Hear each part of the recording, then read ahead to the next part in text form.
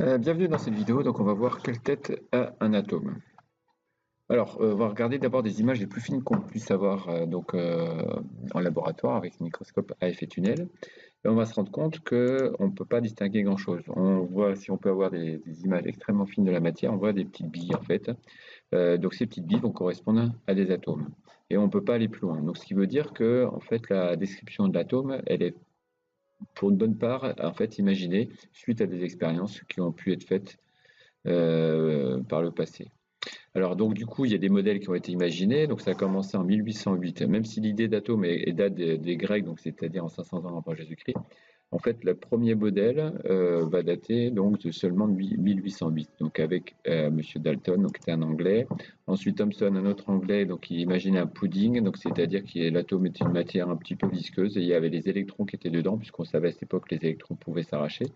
Ensuite, le modèle de Rutherford, donc un Néo-Zélandais, en 1911, c'est le premier qui a établi que ça pouvait ressembler à un système planétaire, donc avec quelque chose au milieu, donc qui s'appelait le noyau de l'atome, comme le Soleil sera au milieu, et les planètes autour, ce sont les électrons.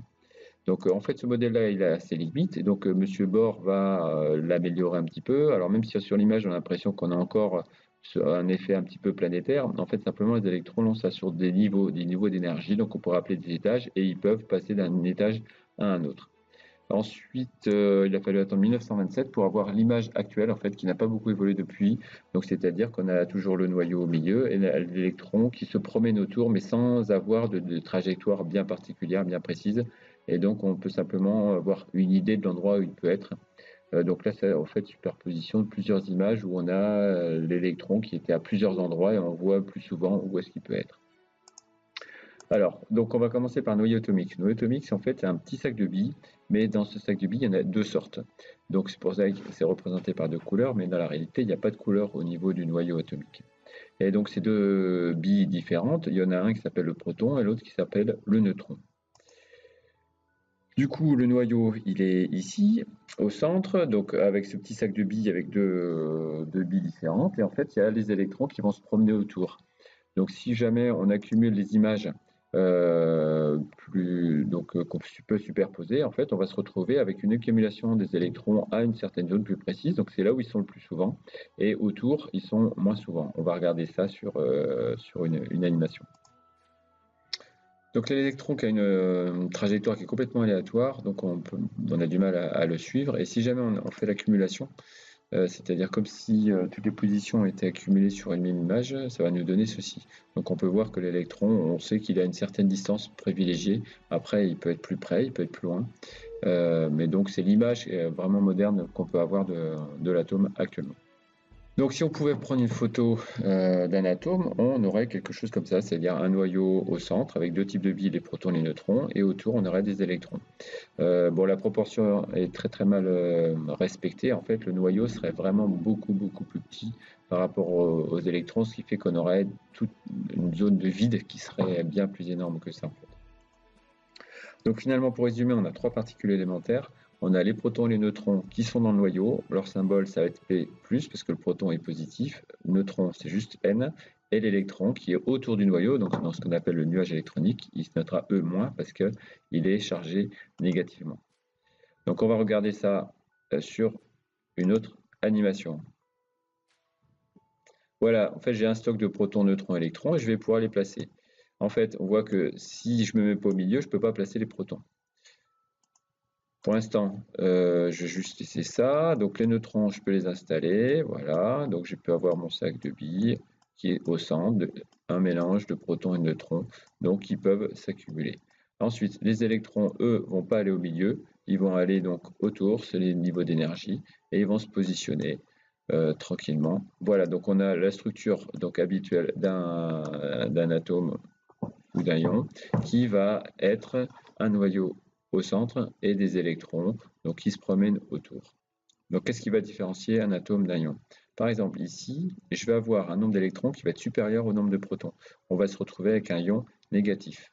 Si j'essaie d'équilibrer, c'est-à-dire que j'obtiens le même nombre d'électrons que de protons ici, on va se retrouver avec un atome neutre. Et si je diminue encore le nombre d'électrons qui sont sous nombre par rapport aux protons, on obtient un ion positif.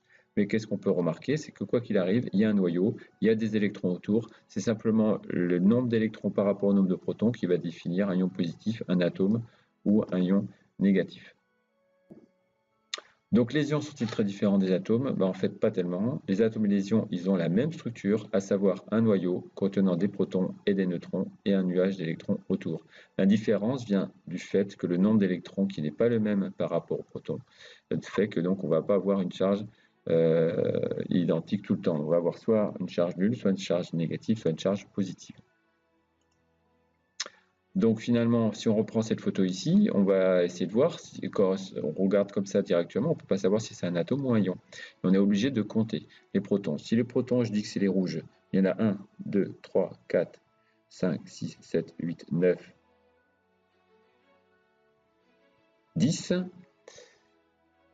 Et si je compte les électrons, 1, 2, 3, 4, 5, 6, 7, 8, 9. Donc les électrons sont sous nombre par rapport aux protons. On a donc affaire à un ion positif. Donc une fois que j'ai compté, je peux savoir si on a affaire à un ion positif, négatif ou un atome. Donc on va résumer ça sur cette page-là. Si le nombre d'électrons est égal au nombre de protons, on a un atome neutre. Donc, on a égalité entre le nombre de protons ici et le nombre d'électrons autour. Et donc, ce qui fait qu'il y a compensation des charges positives et des charges négatives. Donc, on a une charge qui va être nulle. On a un atome qui est donc neutre. Ensuite, si le nombre d'électrons est supérieur au nombre de protons, donc on va avoir, par exemple, 5 électrons pour 4 protons. Donc, du coup, les électrons sont en surnombre. On a donc une charge négative parce qu'il y a un électron tout seul qui n'a pas été, au niveau de sa charge, annulé par un proton. Donc, on a affaire à un ion négatif qu'on appelle anion.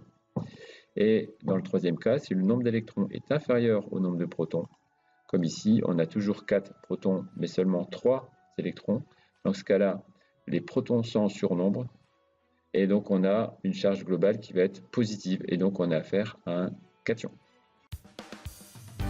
Voilà, j'espère que cette vidéo vous aura été utile. N'hésitez pas donc à liker et partager. Merci.